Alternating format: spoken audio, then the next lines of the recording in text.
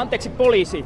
Me ollaan Yleisradioon tekemässä tämmöistä pientä juttua ja olisin kiinnostunut semmosesta asiasta. Teivo Teivainen Helsingin yliopistosta maailmanpolitiikan professori. Mitään ihmeempää haastattelua. Okei, mutta ihan nopea kysymys. Tässä ulkomaalaiset joskus sanoo, että heiltä kysytään papereita ihan vaan sen takia, että ne on ulkomaalaisen näköisiä. Onko tämä miten tämmöinen käytäntö niin teidän poliisien? Poliisi suorittaa myös ulkomaalaisvalvontaa myös täällä, missä heitä liikkuu. Se on ihan normaali poliisitoimintaa.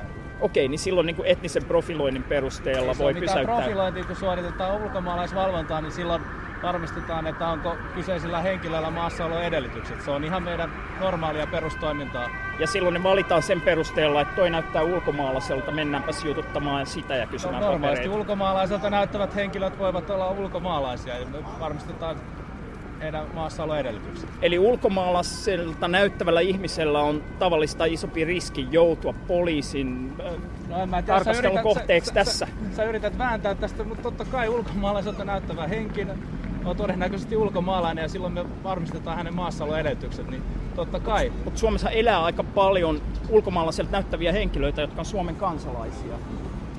Niin silloinhan siinä on aika iso riski, että te sit alatte kysellä ihmisiltä niiden ulkonäön perusteella, kun ne näyttää ulkomaalaisilta, vaikka ne saattaisi olla Suomen kansalaisia. No, mä en näe tässä nyt mitään ristiriitaa tässä.